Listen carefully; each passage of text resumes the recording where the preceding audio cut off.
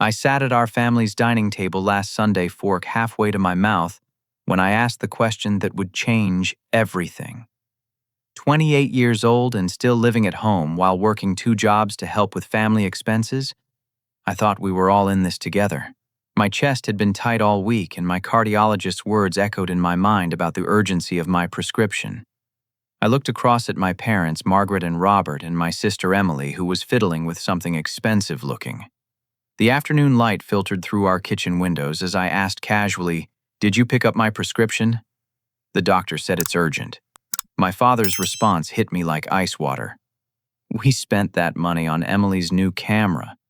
It's for her future." I stared at them, my heart literally skipping beats. "Right. Then I guess you didn't read the warning label the pharmacist sent." My mother whispered, "Warning." What I said next made their faces go completely white. The medication was for my heart condition. Without it, I have 72 hours before it becomes life-threatening.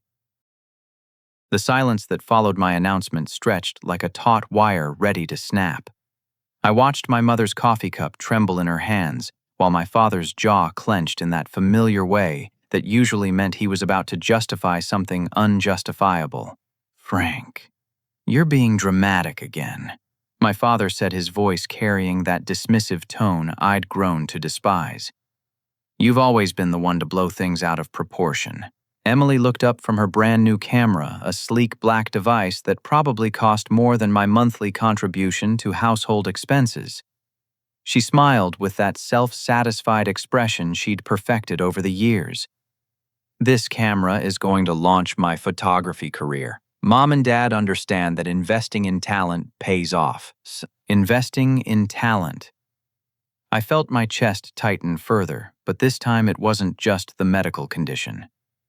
I've been working 60-hour weeks between the warehouse and the restaurant just to help keep this family afloat. My mother finally spoke, her voice barely above a whisper. "We thought you were exaggerating about the heart thing. You never mentioned it was serious, because you never listen when I talk about my health." The words came out sharper than I intended, but months of frustration were bubbling to the surface. "Every time I've tried to discuss my symptoms, you change the subject to Emily's college applications or her art supplies." Robert leaned back in his chair, crossing his arms defensively. "Look, son, we've all got problems. Your mother's been stressed about her book club obligations, and I've got the golf tournament coming up. Emily's education comes first." That's when the real blow landed. My father reached into his shirt pocket and pulled out a folded paper. It was a receipt. Not just any receipt, but one that showed they'd been systematically diverting money meant for my medical expenses. "We've been using your insurance co-payments for Emily's tuition supplements," he admitted with the casual air of someone discussing the weather. "And the prescription money has been going toward her art equipment. She needed that professional lighting setup." My mother nodded as if this was perfectly reasonable. "Emily is our real investment, Frank. She has genuine talent. Photography is a growing field, and she needs the best equipment to compete." I stared at them both, feeling like I was seeing strangers instead of my parents. "You've been stealing my medical money. We prefer to think of it as family resource management," Margaret said primly. "Emily's future earning potential far exceeds yours. This camera could lead to wedding photography contracts worth thousands." Emily held up her new device, grinning.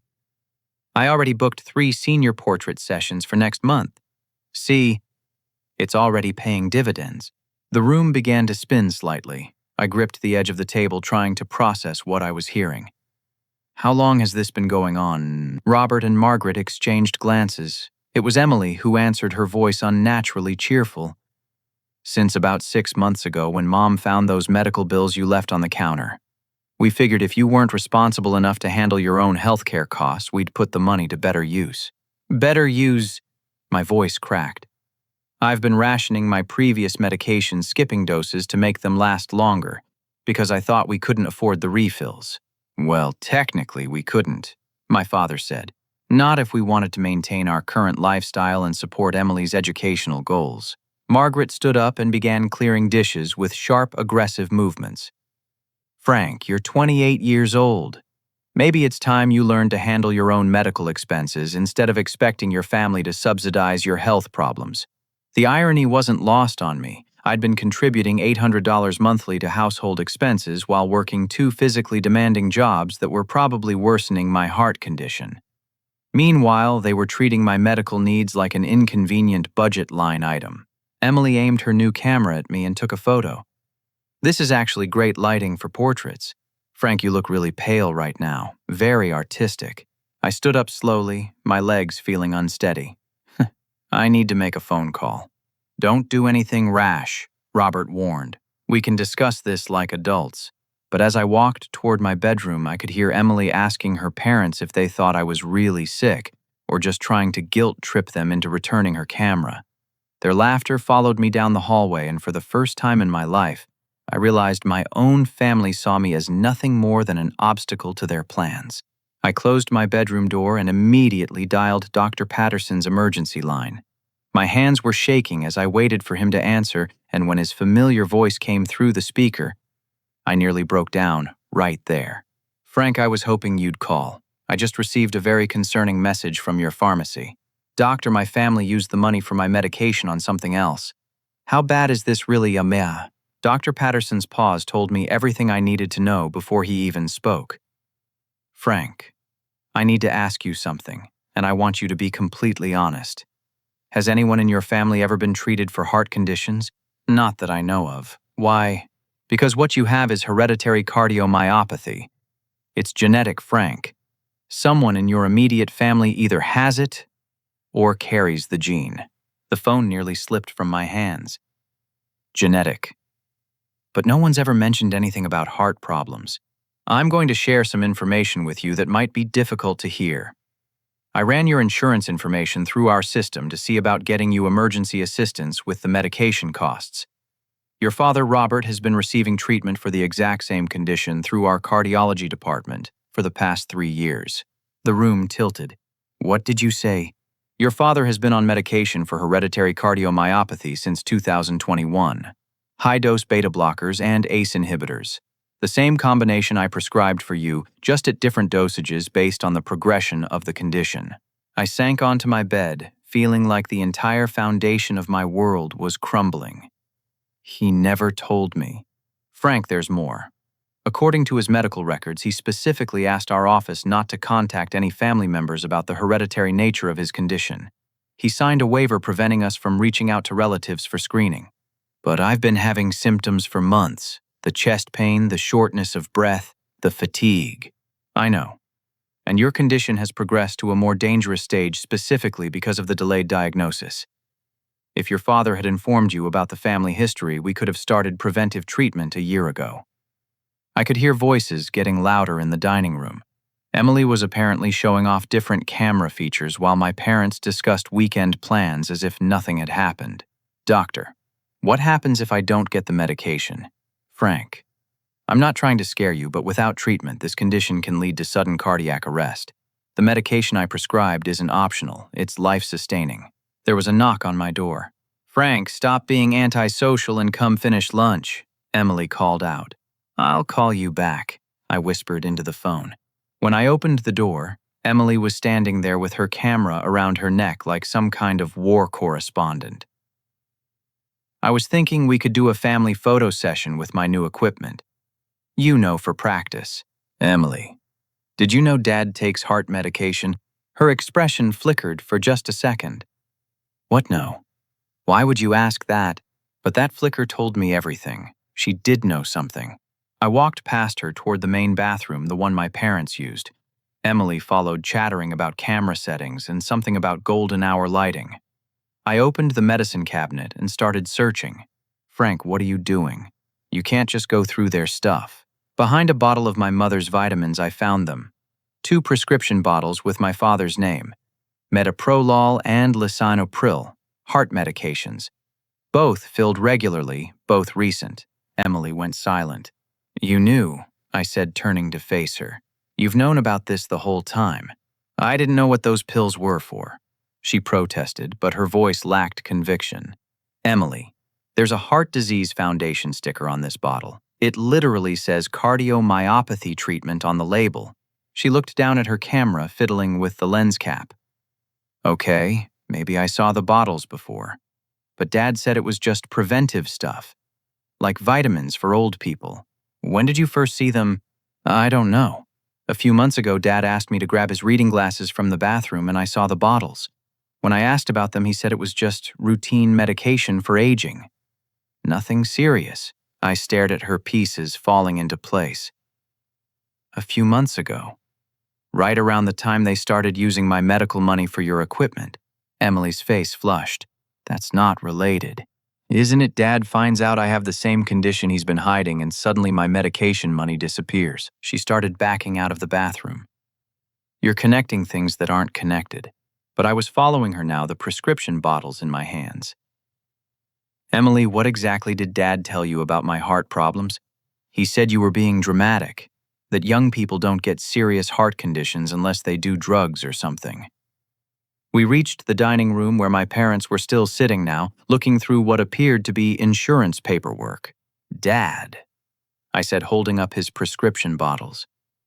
Want to explain why you've been hiding this? Robert's face went completely white. Margaret gasped and grabbed the papers they'd been reviewing, trying to hide them. What are those? Margaret asked, though her voice suggested she already knew. These are Dad's heart medications, for the same condition I have. The same condition he's been treating for 3 years while telling me I was being dramatic about my symptoms. Robert stood up slowly. Son, let me explain. Please do. Because Dr. Patterson just told me this condition is hereditary and that delayed treatment is what made my case so much worse. Emily suddenly spoke up, her voice small. Dad, you told me Frank was faking it for attention. All eyes turned to her. She looked between her parents and me, apparently realizing for the first time the magnitude of what had been happening. You told her I was faking a heart condition. My voice was getting louder despite my efforts to stay calm. Robert sank back into his chair. We hoped it would work itself out.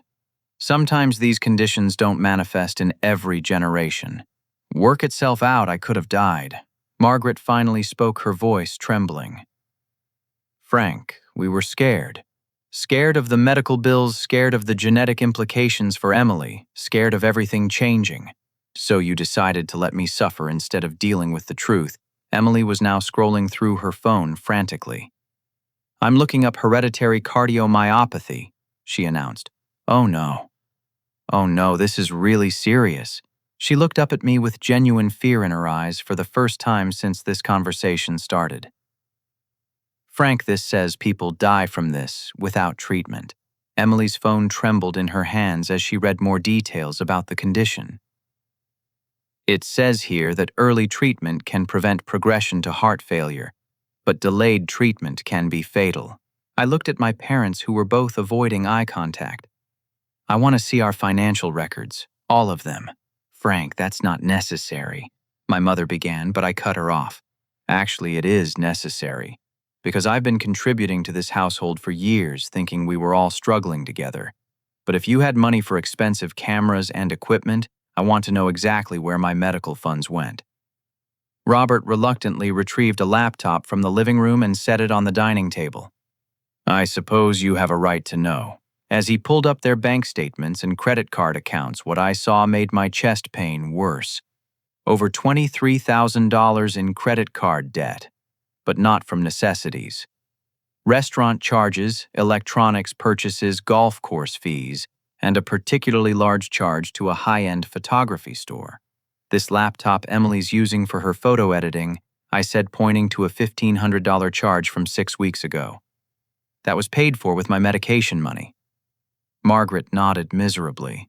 She needed professional software and a computer that could handle large image files. And this, I pointed to a $800 charge to a photography workshop in downtown Seattle. Emily's continuing education, Robert said defensively, investing in her skills. Emily had gone very quiet, still staring at her phone. Guys, I'm reading about people who died from this condition.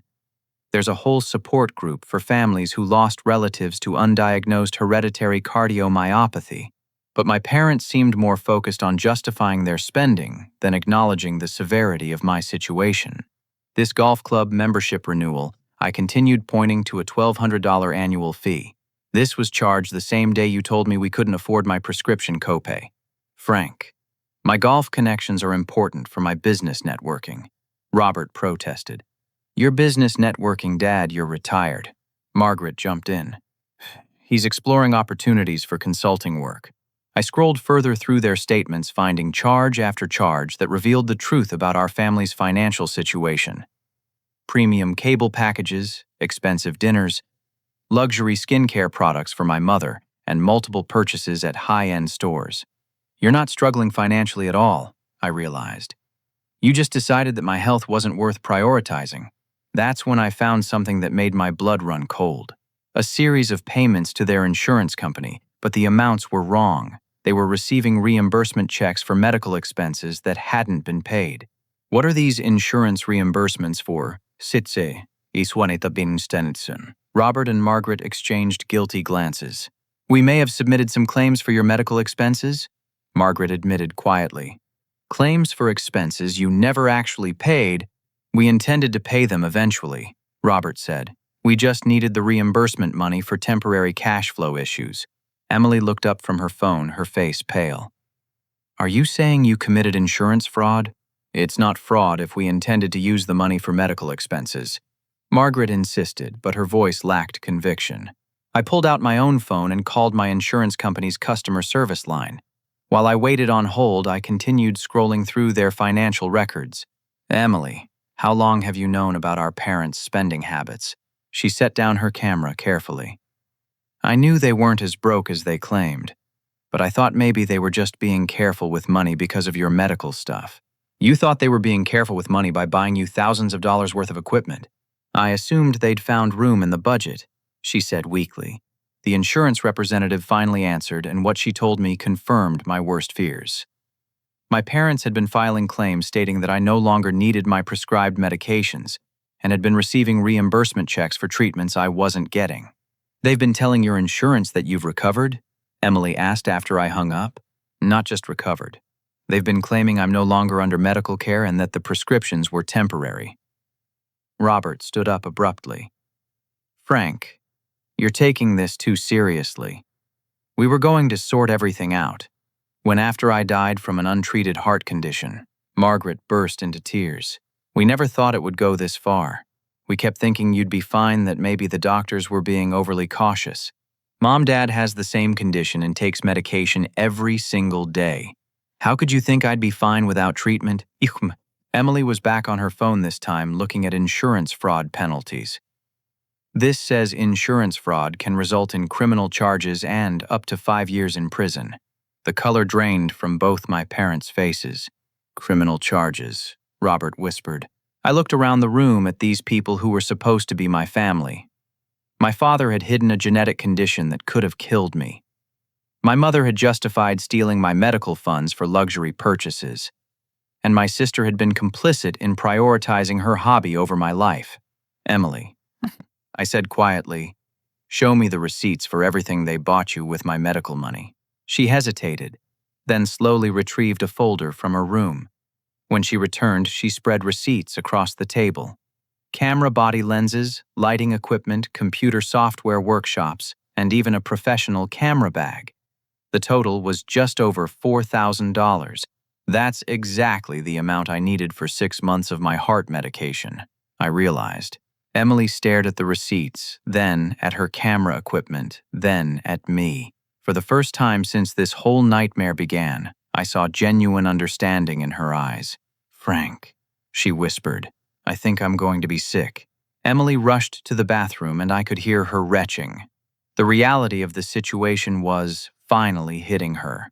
Meanwhile, my parents sat in stunned silence as the weight of their actions settled over the room. My chest pain was getting worse. The stress of the confrontation combined with missing my medication was taking a visible toll. I gripped the back of my chair as a wave of dizziness washed over me. Frank, you don't look good. Margaret observed, her voice filled with what sounded like genuine concern for the first time all day. That's what happens when someone with a serious heart condition doesn't get their medication, I said through gritted teeth. Robert suddenly looked panicked. Maybe we should call an ambulance. With what money you spent my medical fund on camera equipment? Emily returned from the bathroom, her face green and her eyes red. She'd apparently been crying as well as being sick. Frank, I had no idea. I swear I didn't understand how serious this was. Emily, you saw Dad taking heart medication every day. You knew I was having chest pain and fatigue. What did you think was happening? She slumped into her chair. I thought you were stressed about work. Mom and Dad kept saying you were dramatic about health stuff, so I figured you were just being anxious. Margaret reached for my hand, but I pulled away. Frank, honey, we need to fix this right now. What can we do? You can start by telling me the truth about everything. No more lies, no more excuses. Robert took a shaky breath. Your grandfather. My father died when I was 12 years old. Heart attack, sudden and unexpected. The doctor said it was genetic cardiomyopathy, but back then they didn't have the treatment options we have now. Grandpa died of this. He was 32 years old, same age I was when I started having symptoms. The number hit me like a physical blow. 32. I was 28. And you never thought to tell me this when I started having heart problems. I was terrified. Robert admitted, his voice breaking. When you got diagnosed, I realized I'd passed this on to you and I couldn't handle the guilt. Margaret spoke up. We convinced ourselves that if we ignored it, maybe it would go away. Maybe the doctors were wrong. But you knew they weren't wrong because Dad's been taking medication for years. We thought maybe his case was worse than yours, Margaret said weakly. Emily suddenly stood up and walked over to her camera equipment. Without saying a word, she began disconnecting the expensive lenses and packing everything back into its original boxes. What are you doing? Robert asked. Taking this stuff back to the store, Emily said firmly. All of it. Emily, you don't need to do that, Margaret protested. We'll find another way to get Frank's medication. No. Emily said, her voice stronger than I'd heard it all day. This was bought with money that could have saved my brother's life. I can't keep it. She looked at me directly. Frank, I've been recording some conversations on my phone recently because I felt like something weird was going on with family money discussions. I didn't know what it meant at the time, but I have Mom and Dad talking about your medical expenses. Robert went pale. You recorded us. I was confused about why we could afford my equipment, but Frank couldn't get his prescriptions. I thought maybe you were planning some kind of surprise for him, and I wanted to understand what was happening. Emily pulled up her voice recording app and played a clip from 2 weeks earlier. My parents' voices came through clearly. Robert, are you sure we should keep using Frank's medical money? What if he really needs those pills? Margaret, he's young and strong. A little delay won't hurt him. Emily's equipment will pay for itself within months. But what if the doctors are right about it being serious? The doctors always exaggerate to cover themselves legally. Frank will be fine. The recording continued with them discussing how to hide the insurance reimbursement checks and whether they should tell me about my father's heart condition. We agreed it's better if he doesn't know about the genetic component until we see how his symptoms develop naturally. I stared at them in disbelief. You actively decided to hide information that could have helped me get earlier treatment? Margaret was crying openly now. We thought we were protecting you from unnecessary worry. Protecting me. Mom, earlier treatment could have prevented my condition from getting this severe. Another wave of chest pain hit me, and this time I couldn't hide it. I doubled over, gasping for breath. Emily immediately called 911 while Robert and Margaret stood frozen in panic. Yes, I need an ambulance. My brother has a heart condition and he's having chest pain. He hasn't been able to get his medication because... She paused, looking at our parents. Because of a family emergency with finances. As we waited for the ambulance, Emily continued packing up her camera equipment. I'm returning everything tomorrow and giving you the money for your medication, she said. This is insane. I can't believe I let this happen. Robert finally spoke up. Frank, there's something else you need to know about your inheritance, even through my chest pain that got my attention. What inheritance? Your grandmother, before she passed last year, she left you as the primary beneficiary in her will. There's about $40,000 that's supposed to come to you when you turn 30. Why are you telling me this now? Margaret answered. Because we've been trying to figure out how to access it early. We thought if we could prove you were financially incompetent due to medical issues, we could become trustees of the inheritance. The ambulance sirens were getting closer, but I felt like I was trapped in some kind of nightmare. You were planning to have me declared incompetent. Only temporarily, Robert said desperately. Just until we could get the family finances sorted out. Emily dropped the camera lens she was holding. You were going to steal Frank's inheritance, too. The paramedics arrived and immediately began checking my vital signs. As they prepared to transport me to the hospital, I looked back at my family. Emily was crying while continuing to pack up equipment she was determined to return. My parents looked like they'd aged 10 years in the past hour. Frank Emily called as the paramedics loaded me into the ambulance. I'm going to make this right, I promise. As the ambulance pulled away, I realized that my medical emergency had exposed something much deeper than just a disagreement about money.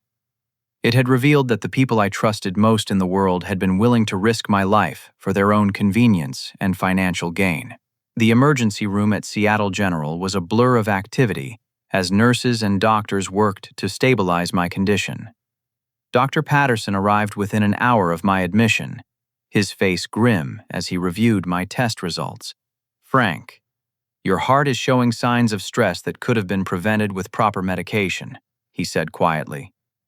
We're going to keep you overnight for monitoring and start you on an IV medication regimen.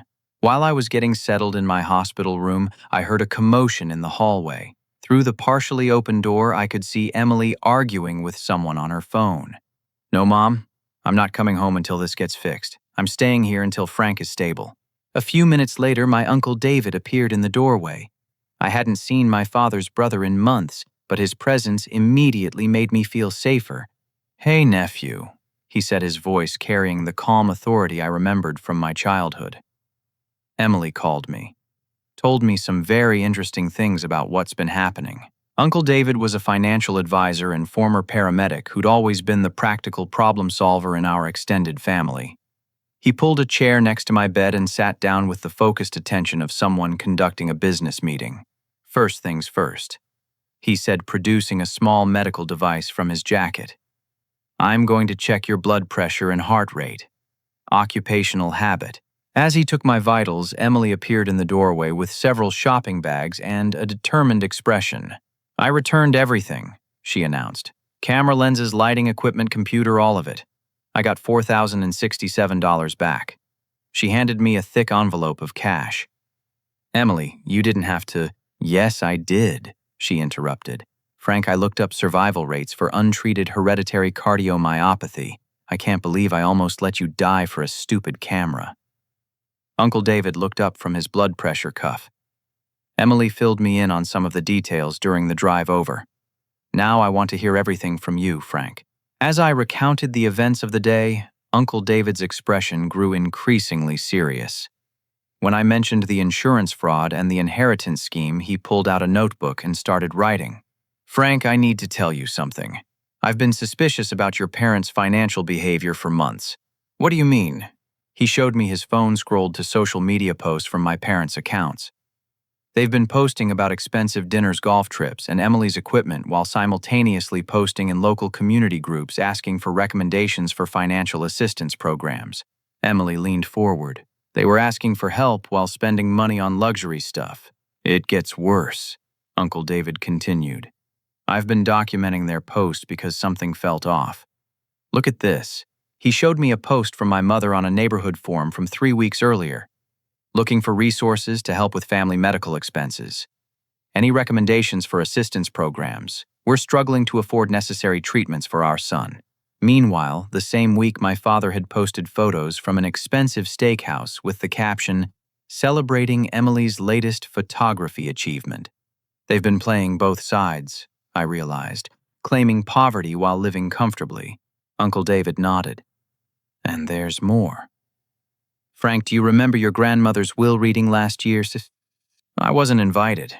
Mom and Dad said it was just routine paperwork. That's because you were named as the primary beneficiary for $47,000, not $40,000 like your parents told you today. They've been lying about the amount. Emily gasped. $47,000 that would have covered all of Frank's medical expenses for years. The inheritance becomes available to Frank at age 30, or immediately if he faces a qualifying medical emergency, Uncle David explained. Guess what qualifies as a medical emergency? Life-threatening heart conditions requiring immediate treatment. Exactly. Your parents could have accessed your inheritance money for your medical care at any time in the past 6 months. Instead, they've been consulting lawyers about having you declared medically incompetent so they could control the entire inheritance permanently. I felt a surge of anger that made my heart monitor beep more rapidly. A nurse peeked in to check on me, then retreated when Uncle David showed his paramedic credentials and assured her I was just processing some emotional news. There's something else, Emily said quietly. When I went home to get Frank's insurance information for the hospital, I found some papers Dad was trying to hide. She pulled out several documents from her purse. These are applications to have Frank declared a dependent adult due to medical incapacity. Dad was planning to file them next month. Uncle David examined the papers, his jaw tightening. These documents would have given your parents legal control over Frank's medical decisions, finances, and inheritance. They were essentially trying to steal his legal autonomy. How is that possible? If these had been approved, Frank would have been treated legally like someone with severe mental disabilities. Your parents would have become his legal guardians with full control over his life decisions. Emily was shaking with anger. They were going to make Frank a prisoner in his own life. But here's the thing. Uncle David continued pulling out his own phone. I've been gathering evidence of their financial behavior for months because I suspected something like this might be happening. I have screenshots, documents, and recordings of conversations where they discussed manipulating Frank's medical care for financial gain. He showed me photos of documents he'd somehow obtained. Frank, your parents have been intercepting your mail for months. Medical bills, insurance statements, even correspondence from your grandmother's estate attorney. How did you get these? I have my ways. Let's just say that when someone's behavior raises red flags for financial elder abuse, there are legal avenues for investigation. Emily looked confused. But Frank isn't an elder. No, but dependent adult abuse follows similar patterns. And when I contacted the estate attorney handling your grandmother's will, I learned some very interesting things. Uncle David pulled out an official-looking letter. Frank, your grandmother, specifically structured your inheritance to protect it from family financial manipulation. She was apparently concerned about your parents' spending habits and wanted to ensure you'd have resources for medical care if needed. Grandma knew. She was very clear in her instructions. The inheritance can be released immediately for qualified medical expenses, education, or if the beneficiary faces family financial abuse. Emily started crying again. Frank, Grandma was trying to protect you and our parents were going to steal it anyway. Uncle David stood up and straightened his jacket. Well, they're not going to succeed. Frank, I'm going to make some phone calls. First to your insurance company to report the fraudulent claims. Second, to the estate attorney to initiate emergency release of your inheritance. And third, to my friend at the district attorney's office. The DA, insurance fraud is a felony, Frank, and attempted guardianship fraud is even more serious. Your parents have created a paper trail that could land them in prison. Just then, my parents appeared in the hospital doorway looking haggard and desperate. Frank, thank God you're okay, my mother said, rushing toward my bed. Uncle David stepped between them and me. Margaret, Robert, I think you need to leave. David, this is our son, my father protested. This is your victim, Uncle David corrected. And I have evidence of insurance fraud, mail theft, and attempted guardianship fraud that I'll be turning over to the authorities in about an hour. The color drained from both their faces. David, surely we can work this out as a family, Margaret pleaded. Family. Emily stood up, her voice strong and clear. Family doesn't let each other die for camera equipment. Family doesn't commit fraud. Family doesn't try to steal inheritances. She looked directly at our parents. I'm moving out. Uncle David said I can stay with him until I figure out my living situation. and I'm going to testify about everything I witnessed if this goes to court." Robert reached toward me desperately. "Son, please. We made mistakes, but we're still your parents." I looked at him then, at my mother, then at Uncle David and Emily. For the first time in months, I felt like I wasn't alone in facing this crisis. "Dad, you hid a genetic condition that could have killed me. Mom, you stole my medical money for luxury purchases. You both committed insurance fraud and were planning to steal my inheritance." I paused, feeling strength returning to my voice. "Those aren't mistakes. Those are crimes. And they're not the actions of parents who love their son." Uncle David handed me a business card. "Frank, this is the number for the estate attorney. When you're discharged tomorrow, we're going to pay her a visit and get your inheritance released for medical expenses." Emily squeezed my hand. "And I'm going to help you find a new place to live. Somewhere safe." My parents stood in the doorway looking like strangers I'd never seen before. The people who'd raised me had been willing to risk my life for money, and that reality was finally sinking in completely. "Frank." My mother tried one more time. "Surely you don't want to see your own parents go to prison." I looked at her steadily. "Mom, I didn't want to see my own parents steal my medical care either. But here we are." The next morning brought a flurry of activity that felt like the beginning of a new life. Uncle David arrived early with coffee and a folder full of legal documents that would change everything. "First things first," he said, settling into the chair next to my hospital bed. "I've spoken with the estate attorney, your insurance company, and a detective I know who specializes in financial crimes." Emily appeared moments later with a small suitcase. "I packed your essentials from home," she said. "Mom and Dad were there when I got your stuff. They looked terrible." Dr. Patterson entered for his morning rounds looking much more optimistic than he had the day before. "Frank, your response to the IV medication has been excellent. We're going to discharge you this afternoon with a starter supply of pills and a prescription plan that should keep you stable." "Doctor, about the cost," I began, but Uncle David interrupted. "Already handled. Frank's inheritance is being released today for medical expenses. He'll have full coverage for treatment, plus enough for any specialists or emergency care he might need." After Dr. Patterson left, Uncle David opened his folder and spread several documents across my hospital tray table. "Frank, I need you to understand exactly what your parents were planning and what we're going to do about it." He showed me copies of the guardianship application forms Emily had found. "If these had been approved, your parents would have had complete control over your medical decisions. They could have refused treatment, changed doctors, or even had you committed to a care facility. They could have had me institutionalized. Legally, yes. As your appointed guardians, they would have had the authority to make all decisions about your care and living situation." Emily looked horrified. "They would have had Frank locked up. It's a common pattern in financial abuse cases. Isolate the victim, control their resources, and eliminate their ability to seek help." Uncle David pulled out another document. "But here's where your parents made a critical mistake. All of their planning was documented in emails and text messages that they thought were private." He handed me printouts of email exchanges between my parents and a lawyer they'd consulted about the guardianship process. "Robert, how did you get these?" "Your parents' email account was linked to a tablet they gave Emily for her photography editing. She had access to their correspondence without realizing it." Emily nodded. "When I was backing up my photos last month, I accidentally saw emails about Frank. I thought they were just discussing his medical bills, so I didn't pay attention. But after yesterday, I went back and actually read them. The emails were damning.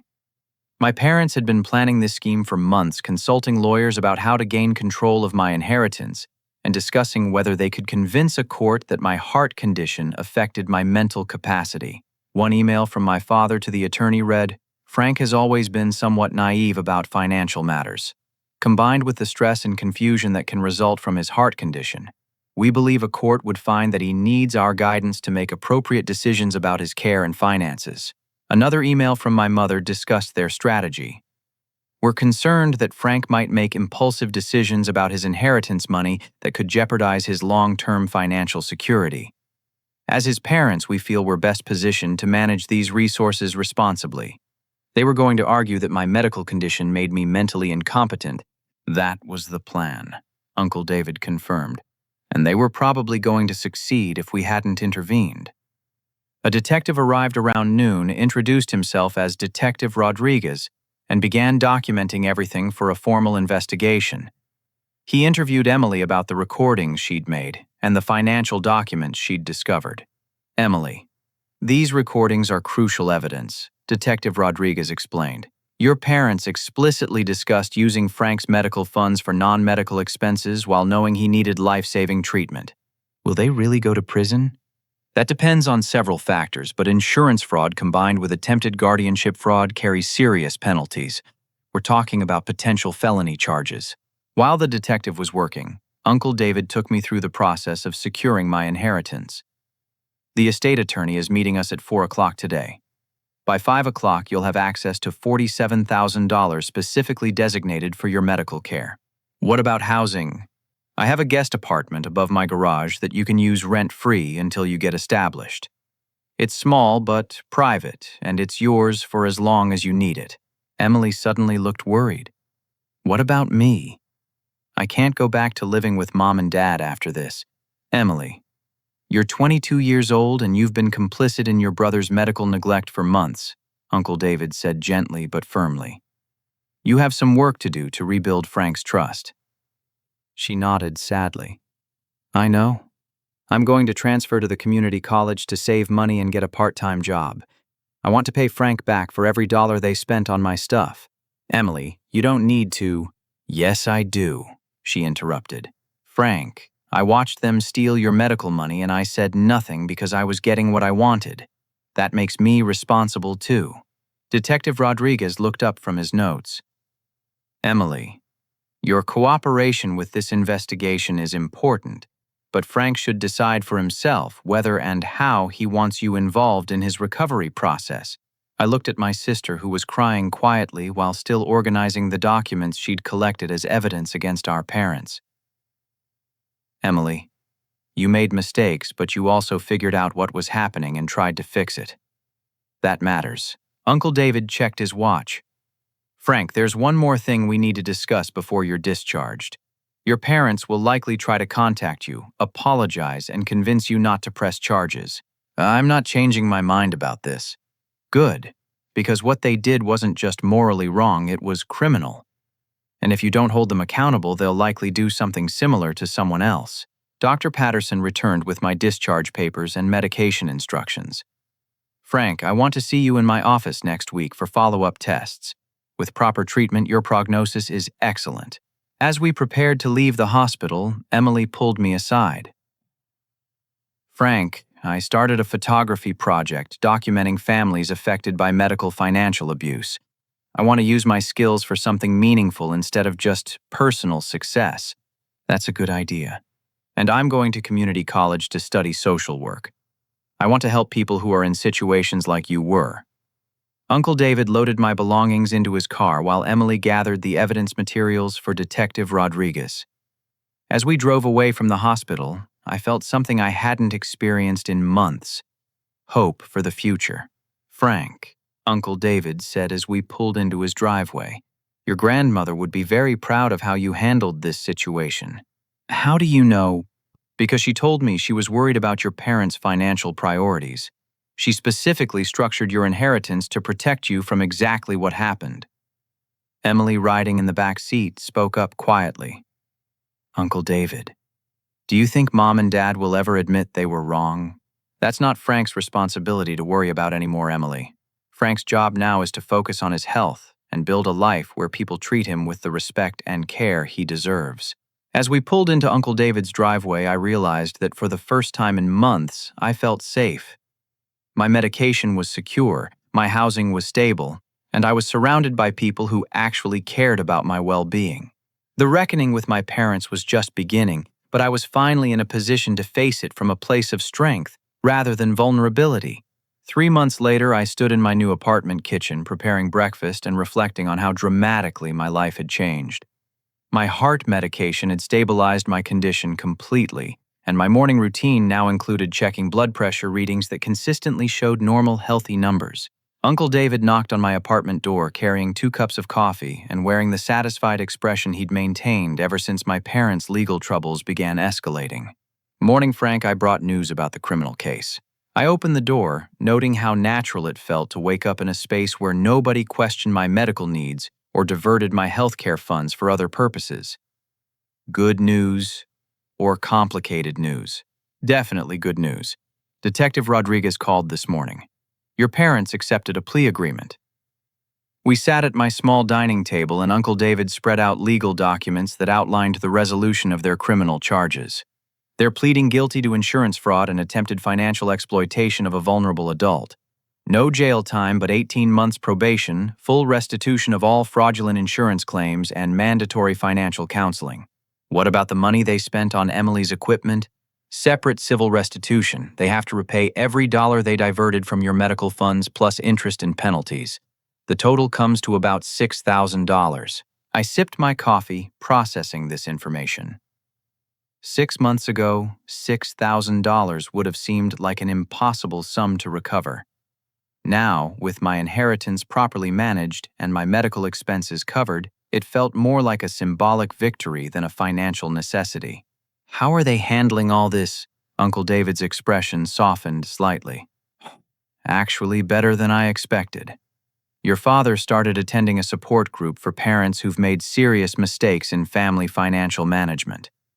Your mother is working with a therapist who specializes in family relationship repair. Are they asking to see me? They've sent several letters through their attorney requesting supervised visits, but only when you feel ready. No pressure. No timeline. I walked to my apartment window looking out at the neighborhood where I'd been living independently for the first time in my adult life. Working a single job with proper health insurance instead of 2 physically demanding jobs had improved my cardiac function significantly. Emily appeared on the sidewalk below, carrying books and wearing the practical clothing of someone juggling community college classes with part-time work.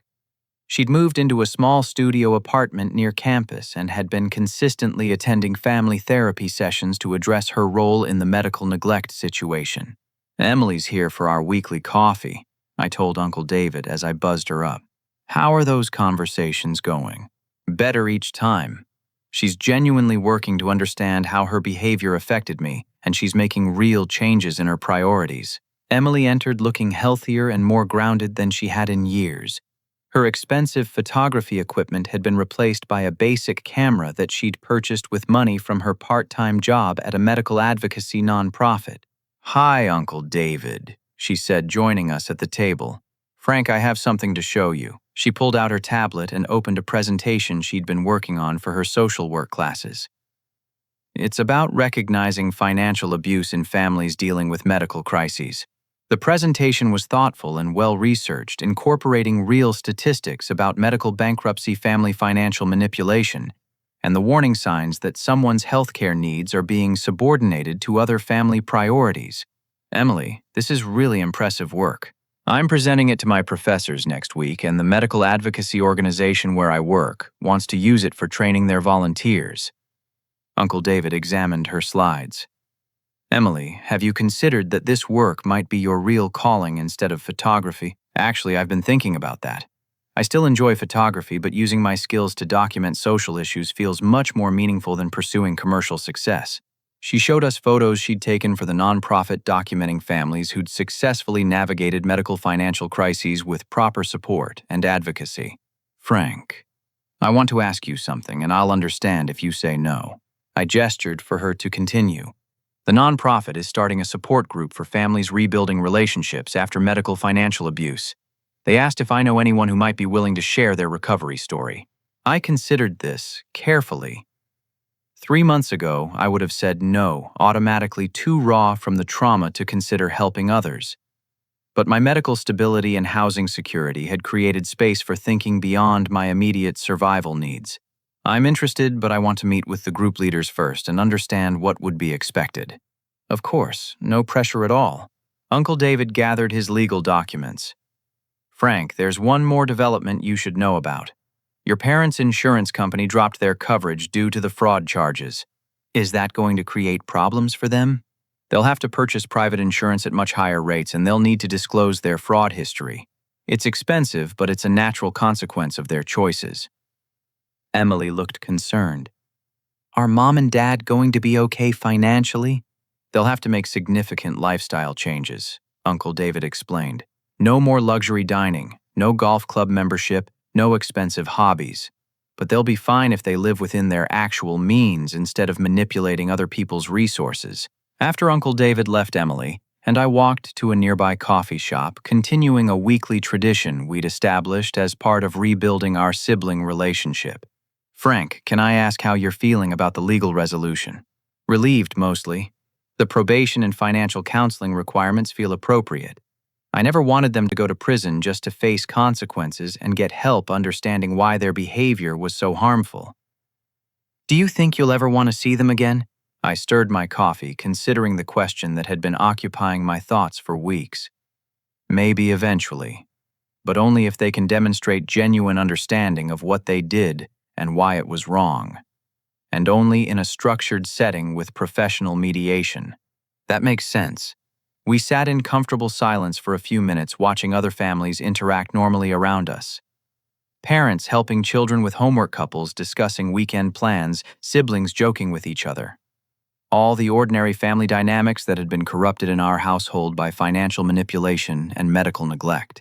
Emily, I want you to know that I'm proud of the work you're doing to rebuild your life and help other families. She smiled, but it was tempered with sadness. I just wish I'd figured out what was happening sooner. If I'd spoken up when I first saw Dad's heart medication, maybe none of this would have escalated so far. Maybe. But you were also being manipulated by them. They told you I was being dramatic about medical issues while hiding their own knowledge of the genetic condition. Still, I should have trusted my instincts instead of just accepting what they told me. A year later, I celebrated my recovery milestone at a small gathering in Uncle David's backyard. My cardiologist had declared my condition completely stable under treatment, and I'd been promoted to supervisor at my job, which came with excellent health insurance and enough income to live comfortably. Emily had completed her first year of social work school with honors and was volunteering at 3 different organizations that supported families dealing with medical financial crises. She'd also started dating someone she met through her advocacy work, a fellow student who understood and respected her commitment to helping others. Most surprisingly, my parents had requested a family therapy session to discuss the possibility of supervised contact. Their therapist reported that they'd made genuine progress in understanding the severity of their actions and were committed to ongoing counseling regardless of whether I chose to rebuild a relationship with them. Uncle David raised his coffee cup in a toast.